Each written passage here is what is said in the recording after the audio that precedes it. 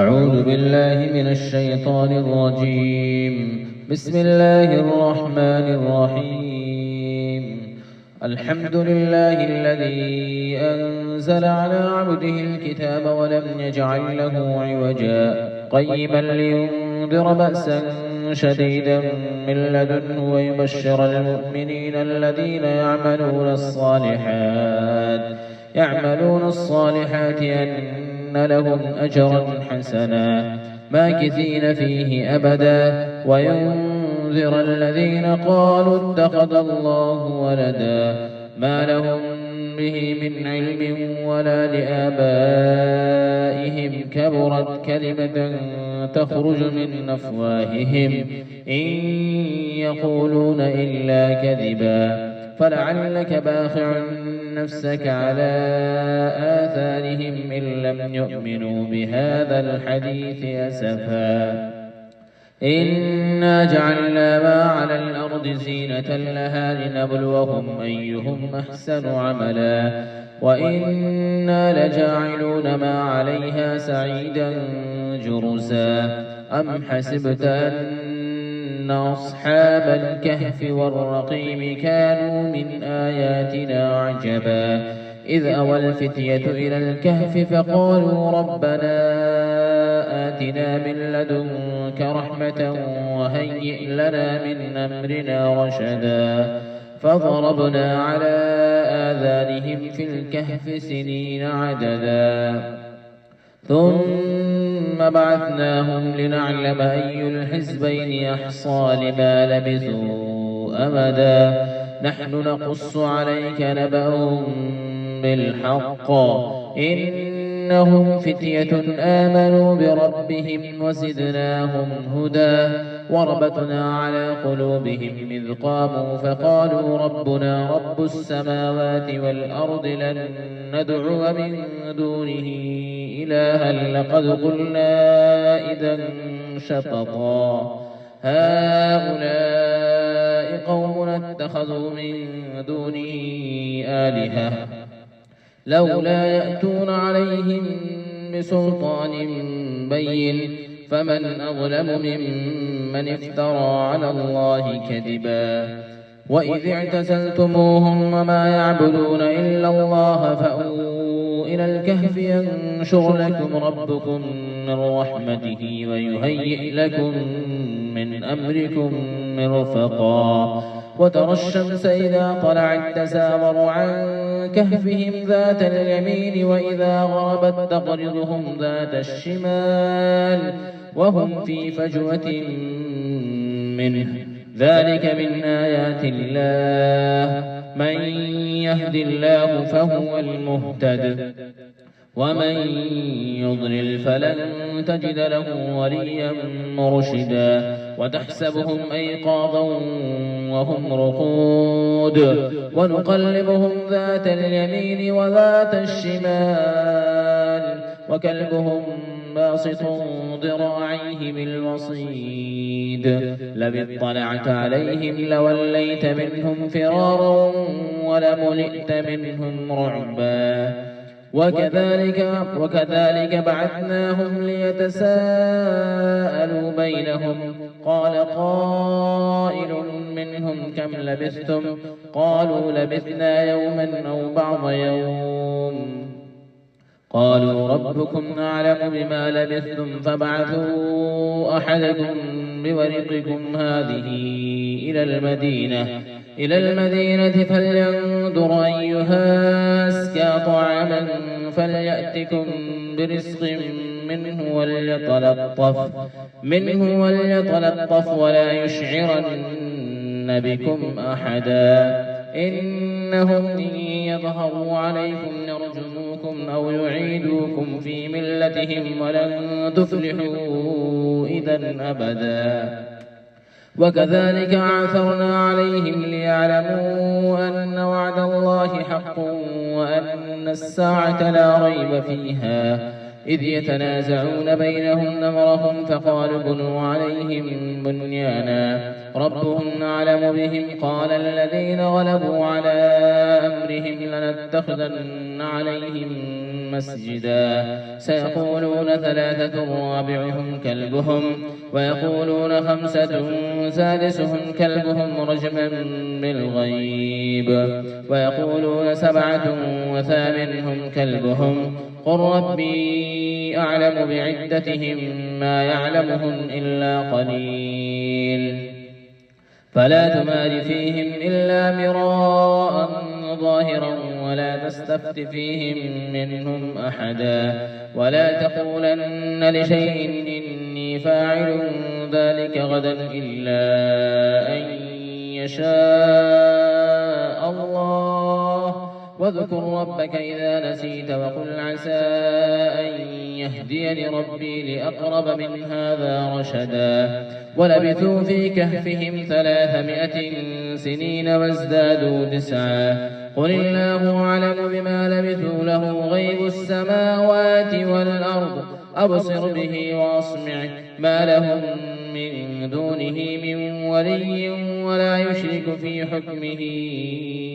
أحدا واتل ما أوحي إليك من كتاب ربك لا مبدل لكلماته ولن تجد من دونه ملتحدا واصبر نفسك مع الذين يدعون ربهم بالغداة والعشي يريدون وجهه ولا تعد عيناك عنهم تريد زينة الحياة الدنيا ولا تطع من أغفلنا قلبه عن ذكرنا واتبع هواه وكان أمره فرطا وقل الحق من ربكم فمن شاء فليؤمن ومن شاء فليكفر إنا أعتدنا للظالمين نارا أحاط بهم سرادقها وإن يستغيثوا يغاثوا بماء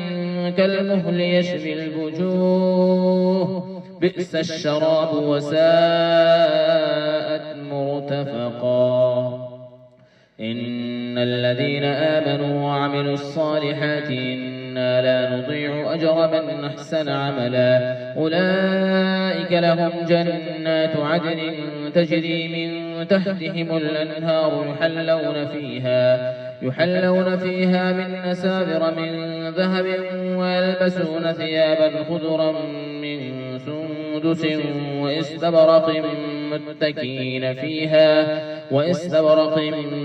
متكئين فيها على الأرائك نعم الثواب وحسنت مرتفقا وضرب لهم مثل الرجلين جعلنا لأحدهما جنتين من أعناب وحففناهما بنخل وجعلنا بينهما زرعا كلتا الجنتين آتت أكلها ولم تظلم منه شيئا وفجرنا خلالهما نهرا وكان له ثمر فقال لصاحبه وهو يحاوره أنا أكثر منك مالا وأعز نفرا ودخل جنته وهو ظالم لنفسه قال ما أظن أن تبيد هذه أبدا وما أظن الساعة قائمة ولئن رددت إلى ربي لاجدن خيرا منها منقلبا قال له صاحبه وهو يحاوره وكفرت بالذي خلقك من تراب ثم من نطفة ثم سواك رجلا لكن هو الله ربي ولا أشرك بربي أحدا ولولا إذ دخلت جنتك قلت ما شاء الله لا قوة إلا بالله إن ترني أنا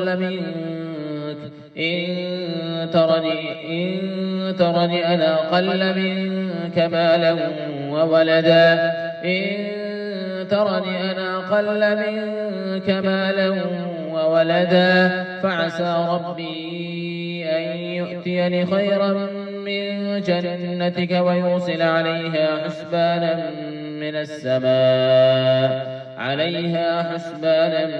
من من السماء فتصبح سعيدا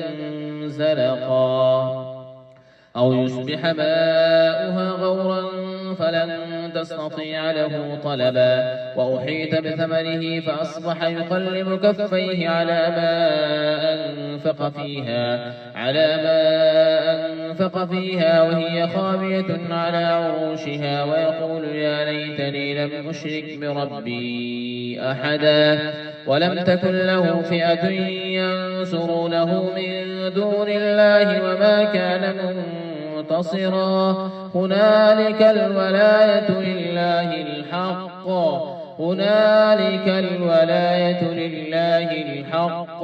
هو خير ثوابا وخير عقبا واضرب لهم مثل الحياة الدنيا كماء إن أنزلناه من السماء فاختلط به نبات الأرض فأصبح هشيما تذروه الرياح وكان الله على كل شيء مقتدرا المال والبنون زينة الحياة الدنيا والباقيات الصالحات خير عند ربك ثوابا وخير أملا ويوم نسير الجبال وترى الأرض بارزة وحشرناهم فلم نغادر منهم أحدا وعرضوا على ربك صفا لقد جئتمونا كما خلقناكم أول مرة بل زعمتم أن لن نجعل لكم موعدا ووضع الكتاب فترى المجرمين مشفقين مما فيه ويقولون يا ويلتنا ما لهذا الكتاب لا يغادر صغيرة ولا كبيرة إلا أحصاها ووجدوا ما عملوا حاضرا ولا يظلم ربك أحدا وإذ قلنا للملائكة اسجدوا لآدم فسجدوا إلا إبليس كان من الجن ففسق عن أمر ربه أفتتخذونه وذريته أولياء من دوني وهم لكم عدو بئس للظالمين بدلا ما أشهدتهم خلق السماوات والأرض ولا خلق أنفسهم وما كنت متخذ المضلين عددا ويوم يقول نادوا شركائي الذين زعمتم فدعوهم فلم نستجيبوا لهم وجعلنا بينهم موبقا ورأى المجرمون النار فظنوا أنهم واقعوها ولم يجدوا عنها مصرفا ولقد صرفنا في هذا القرآن للناس من كل مثل وكان الإنسان أكثر شيء جدلا وما منع الناس أن يؤمنوا إذ جاءهم الهدى ويستغفروا ربهم إلا أن تأتيهم سنة الأولين أو يأتيهم العذاب قبلا وما نرسل المرسلين إلا مبشرين ومنذرين ويجادل الذين كفروا بالباطل ليدحضوا به الحق واتخذوا آياتي وما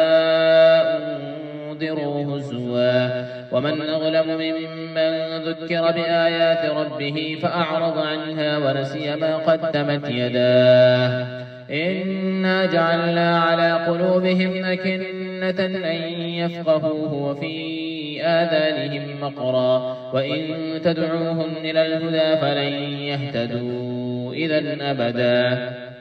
وربك الغفور ذو الرحمة لو يؤاخذهم بما كسبوا لعجل لهم العذاب بل لهم موعد لن يجدوا من دونه موئلا وتلك القرى أهلكناهم لما ظلموا وجعلنا لمهلكهم موعدا وإذ قال موسى لفتاه لا أبرح حتى أبلغ مجمع البحرين أو أمضي حقبا فلما بلغا مجمع بينهما نسيا حوتهما فاتخذ سبيله في البحر سربا فلما جاوزا قال لفتاه آتنا غداءنا جاءنا لقد لقينا من سفرنا هذا نصبا. قال أرأيت إذ أوينا إلى الصخرة فإني نسيت الحوت وما أنسانيه إلا الشيطان أن أذكره واتخذ سبيله في البحر عجبا. قال ذلك ما كنا نبغي فارتدا على آثارهما قصصا فوجدا عبدا من عبادنا آتيناه رحمة من عندنا وعلمناه من لدنا علما. قال له موسى هل نتبعك على أن تعلمني مما علمت رشدا؟ قال إنك لن تستطيع معي صبرا وكيف تصبر على ما لم تحط به خبرا. قال ستجدني إن شاء الله صابرا ولا أعصي لك أمرا. قال فإن اتبعتني فلا تسألني عن شيء حتى أحدث لك منه ذكرا. فانطلقا حتى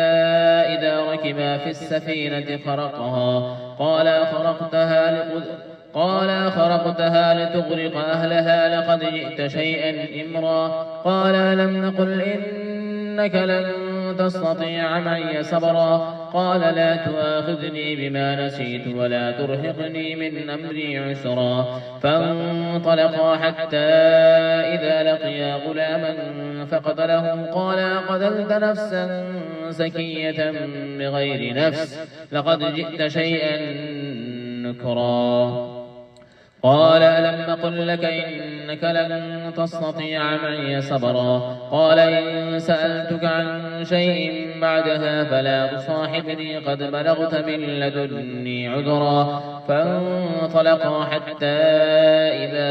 أتيا أهل قرية استطعما أهلها فأبوا أن يضيفوهما فوجدا فيها جدارا يريد أن ينقض فأقامه. قال لو شئت لاتخذت عليه أجرا. قال هذا فراق بيني وبينك سأنبئك بتأويل ما لم تستطع عليه صبرا. أما السفينة فكانت لمساكين يعملون في البحر فأردت أن نعيبها وكان وراءهم ملك يأخذ كل سفينة غصبا. وأما الغلام فكان أبواه مؤمنين فخشينا أن يرهقهما طغيانا وكفرا. فأردنا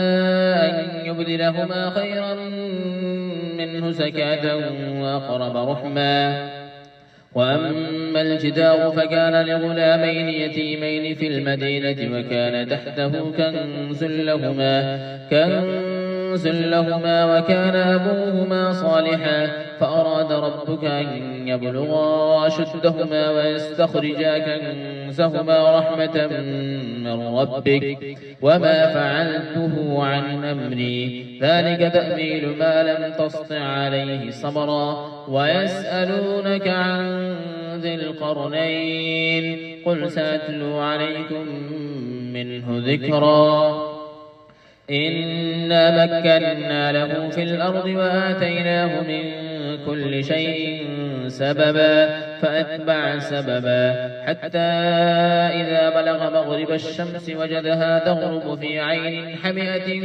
ووجد عندها قوما. قلنا يا ذا القرنين إما أن تعذب وإما أن تتخذ فيهم حسنا. قال أما من ظلم فسوف نعذبه ثم يرد إلى ربه فيعذبه عذابا